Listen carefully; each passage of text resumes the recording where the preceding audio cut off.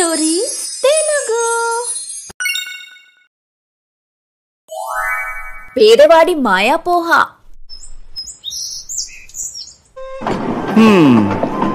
మా ఊరికి వెళ్ళక ఎన్ని రోజులైంది. ఇప్పుడు నేను ఊరికి వెళ్ళి మా అమ్మ చేతి రుచికరమైన వంటలు తింటాను. సిటీలో పిజ్జా బర్గర్లు తింటూ అలసిపోయాను. రైల్లో కూర్చున్న అనికేత్ తన మనసులో ఈ విధంగా ఆలోచిస్తూ తన ఊరికి వెళ్తున్నాడని ఆనందపడుతూ ఉంటాడు. అతను సిటీలో జాబ్ చేసేవాడు, కానీ అతని మనసెప్పుడు తన ఊరి వైపే ఉండేది. అనికేత్ కొంతసేపటికి తన గ్రామానికి చేరుకుంటాడు. సడన్ గా ఇంటికి వచ్చిన కొడుకుని చూసి అతని తల్లి యశోద చాలా సంతోషిస్తుంది. అనికేత్, నా బాబు, నువ్వు వచ్చేసావా? ఎన్నాళ్లయిందిరా నిన్ను చూసి. బాగున్నావా బాబు? అదేంటి నాయనా ఇలా చిక్కిపోయావు? వేళకి భోంచేస్తున్నావా లేదా? నేను చాలా బాగున్నానమ్మా.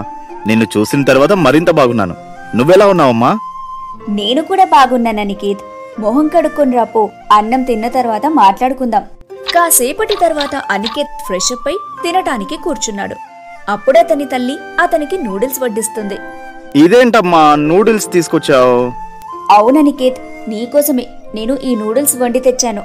సిటీలో ఇవి తినడం నీకు అలవాటు కదా, అందుకే నీకోసం నేర్చుకొని మరీ చేశాను. కానీ అమ్మా, నేను సిటీలో ఎలాగో తినేది ఇదే. నేను నీ చేతి రుచికరమైన ఇంటి భోజనం తినాలి అనుకున్నాను. కానీ బాబు, ఇప్పుడు ఊర్లో కూడా అందరూ ఇలాంటి ఆహారమే తింటున్నారు. ఏంటి? మీరందరూ ఎందుకు మన ఆరోగ్యకరమైన భోజనాన్ని వదిలేసి ఇలా సిటీలో దొరికేవి తింటున్నారు? ఇది చాలా తప్పు. తల్లి మాటలు విని అనికేత్ బాధపడతాడు. ఆ తర్వాత మరుసటి రోజు ఊరిలో షికారుకి వెళ్తాడు. ఊరిలో అతనికి ప్రతి చోట రకరకాల జంక్ ఫుడ్స్ అమ్మే బండ్లే కనిపిస్తాయి. ఇదంతా చూసి అతను చాలా బాధపడతాడు. అతను ఏదో ఆలోచిస్తూ అడవికి దగ్గరలో ఉన్న నది దగ్గరికి వెళ్లి కూర్చున్నాడు. నా గ్రామానికి ఏమైంది ఇప్పుడు? ఈ గ్రామ ప్రజలు చాలా మారిపోయారు. అందరూ సిటీ లైఫ్ స్టైల్లోకి మారారు. ఇలాగే కొనసాగితే ఈ జంక్ ఫుడ్ తింటూ వీరందరి ఆరోగ్యానికి హాని కలుగుతుంది. ఇలాగైతే వీరందరూ శక్తిహీనులుగా మారుతారు. వ్యవసాయం చేయడానికి బలం పల్లె ఆహారం నుండి మాత్రమే వస్తుంది. కానీ నేను ఇప్పుడు వారికి ఈ విషయాన్ని ఎలా వివరించగలను? ఇదంతా ఆలోచిస్తూ అనికేత్ ఒక రాయిని తీసి చెరువులో వేస్తాడు. ఆ రాయి ఒక తామర పువ్వు మీద కూర్చున్న కప్పకు తగిలింది.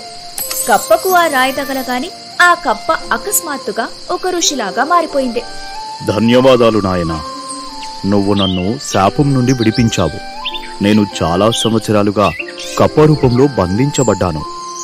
మంచి మనసున్న నిజాయితీ గల వ్యక్తి నాపై రాయి విసిరితే తప్ప నాకు శాప విమోచనం కలగదు. నువ్వు నన్ను విడిపించావు. ఇప్పుడు నీకు నా నుండి ఏం కావాలో కోరుకో. మహర్షి గారు, నా గ్రామస్తులు తమ జీవనశైలిని ఎప్పటికీ మర్చిపోకూడదని నేను కోరుకుంటున్నాను. ఎప్పుడూ ఆరోగ్యకరమైన ఆహారం తినాలి, తద్వారా వారు బలంగా ఉంటారు. కానీ ఇక్కడ అందరూ జంక్ ఫుడ్ తినడం చూశాను. దీనివల్ల వారి ఆరోగ్యంపై చాలా చెడు ప్రభావం పడుతుంది. అందుకే ఈ ఊరిలో ఉంటూ వారి అలవాట్లను మార్చాలి అనుకుంటున్నాను. తథాస్తు. ఇలా అంటూ ఋషి తన అద్భుత శక్తితో ఒక మాయా చెక్క యంత్రం ప్రకటిస్తాడు. ఇది తీసుకో నాయనా. ఇదేంటి బాబా? ఇది ఒక మాయా చెక్క యంత్రము. నువ్వు ఈ యంత్రంలో ధాన్యాలు ఒకవైపు పెడితే మరోవైపు రుచికరమైన ఆహారం తయారవుతుంది. నువ్వు నమ్మకపోతే నీ వద్ద ఏదైనా ఉంటే దాన్ని పెట్టి ప్రయత్నించు. అనికేత్ జేబులో కాస్త పోహా ఉంది. ప్రస్తుతం నా దగ్గర ఈ పోహా ఉంది. ఆ యంత్రంలో పోహా పెట్టవచ్చా? అవశ్య పెట్టవచ్చు నాయనా. అప్పుడు అనికేత్ పోహాను యంత్రంలో వేస్తాడు. చూస్తూ ఉండగానే ఆ యంత్రం యొక్క మరోవైపు నుంచి రుచికరమైన పోహా తయారవుతుంది. ఇది చూసి అనికేత్ ఆశ్చర్యపోతాడు. ధన్యోస్మి బాబా, ఇది ఒక అద్భుతం. ఇప్పుడు నువ్వు ఈ యంత్రంతో పోహా తయారు చేసి అమ్ము. తద్వారా నువ్వు మంచి ఆదాయాన్ని కూడా పొందుతావు. ఇక నీ గ్రామస్తులు కూడా ఆరోగ్యకరమైన ఆహారాన్ని తినవచ్చు. మరుసటి రోజు నుండి అతను ఊర్లో ఒక చోట బండి పెట్టి పోహా అమ్మడం ప్రారంభించాడు. రండమ్మా రండి, ఆరోగ్యకరమైన పోహా తినండి. ఇంత రుచికరమైన పోహా మీ పిల్లలకు కూడా తినిపించండి. పోహా? అరే అనికేత్ బాబు, గోబీ నూడిల్స్ పానీపూరి ముందు ఈ పోహా ఎవరు తింటారు? బాబాయ్, నువ్వు ఒక్కసారి రుచికరమైన పోహా తింటే అన్నీ మర్చిపోతావు. అంతేకాకుండా ఈ పోహా తినడం వల్ల మీకున్న రోగాలు కూడా తగ్గుతాయి. అబ్బాబాబా, రోగాలు దూరం అవుతాయా? ఇదేమైనా మాయా పోహానా? అవును, అలాగే అనుకో బాబాయ్. ఇంకా దీని ధర కూడా చాలా తక్కువ. ఒక్క ప్లేట్ 10 రూపాయలు మాత్రమే. ఏంటి, ఒక్క ప్లేట్ 10 రూపాయలేనా? అయితే తొందరగా నాకు ఒక ప్లేట్ ఇవ్వు. అనికేత్ వారిద్దరికి పోహా చేసివ్వగానే వారు పోహా మొత్తం గబగబా తినేశారు. అనికేత్, పోహా చాలా రుచికరంగా ఉంది, అది కూడా ఇంత తక్కువ ధరకే. పోహా తినగానే బాబాయ్కున్న తలనొప్పి మాయమైపోయింది. ఇది నిజంగా మాయా పోహా. ఈ బండి దగ్గరికి వచ్చే ముందు నాకు బాగా తలనొప్పి ఉంది. ఈ పోహా తిన్న వెంటనే నా తలనొప్పి అంతా మాయమైపోయింది. ఇది విన్న గ్రామంలోని మరికొందరు కూడా అనికేత్ చేసిన పోహా తినడానికి అక్కడికి వచ్చారు.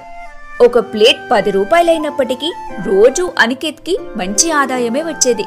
అతని మాయా పోహా గురించి తెలుసుకున్న ప్రజలు జంక్ ఫుడ్ ని వదిలి అనికేత్ పోహా కోసం వచ్చేవారు.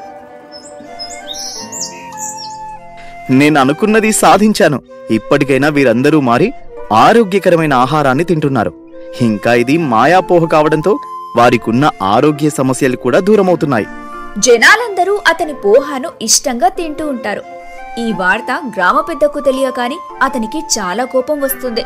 ఎందుకంటే అనికేత్ కారణంగా గ్రామ పెద్ద జంక్ ఫుడ్ వ్యాపారం దెబ్బతింటుంది. ఇదేంటి, ఈ అనికేత్ తన వ్యాపారం ప్రారంభించినప్పటి నుండి నా వ్యాపారం మొత్తం నాశనం అయ్యింది. అరే అయ్యగారు, అతని దగ్గర ఏదో మాయా యంత్రం ఉందని నేను విన్నాను. అందులో పచ్చి పోహా వేసిన వెంటనే రుచికరమైన పోహా తయారై యంత్రం నుండి బయటకు వస్తుంది.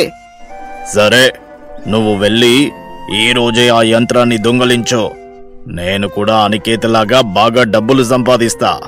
రాజు ఇంకా జగ్గా రాత్రి అనికేత్ ఇంట్లో నుంచి ఆ యంత్రాన్ని రహస్యంగా దొంగిలిస్తారు. ఇక మరుసటి రోజు గ్రామ పెద్ద తన దుకాణంలో మాయా చెక్క యంత్రం నుండి మాయా పోహ తీయడానికి ప్రయత్నిస్తాడు. కాని అందులో నుంచి పోహా కాకుండా మట్టి వస్తుంది. అరే, ఇది ఏమిటి? ఈ యంత్రం నుండి మట్టి వస్తుంది. ఇది పాడైపోయినట్లుంది. గ్రామ పెద్ద కోపంతో ఆ యంత్రాన్ని కిందికి విసురుతాడు. అందులోంచి ఆ ఋషి బయటకి వస్తాడు. ఋషి కోపంగా ఇలా అన్నాడు, అత్యాసపరుడా, ఇప్పుడు నిన్ను నా కోపం నుండి ఎవరూ రక్షించలేరు. నేను నిన్ను చిటికెలో కుందేలుగా మారుస్తాను. లేదు లేదు బాబా, నేను తప్పు చేశాను, దయచేసి నన్ను క్షమించండి. అప్పుడే అనికేత్ అక్కడికి వచ్చాడు. అతనికి అక్కడ జరిగిందంతా అర్థమవుతుంది. బాబా, ఇతను చేసిన తప్పును క్షమించండి. ఈ యంత్రం గురించి ఈయనకేమీ తెలియదు. అనికేత్, ఆ రోజు నువ్వు నన్ను శాపం నుండి విముక్తి తెచ్చావు. అందుకే నేను నీ మాట వింటున్నాను. లేకపోతే నేను ఇతని నాశనం చేసేవాడిని. ఇదిగో, ఈ యంత్రాన్ని తీసుకోండి. దీనిని ప్రజల మంచి కోసం మాత్రమే ఉపయోగించండి అని చెప్పి సాధుబాబా అక్కడి నుంచి వెళ్లిపోతారు. గ్రామ పెద్ద అనికేత్ ని కూడా క్షమించమని అడుగుతాడు. ఇంకా గ్రామ పెద్దను సాధుబాబా శాపం నుంచి కాపాడినందుకు ధన్యవాదాలు చెబుతాడు. చూశారు కదా ఈ పేదవాడి మాయాపోహ కథ. మీకు మా స్టోరీ నచ్చితే మా స్టార్ స్టోరీస్ తెలుగు ఛానల్ ని సబ్స్క్రైబ్ చేసుకోవడం మర్చిపోకండి. Bye bye.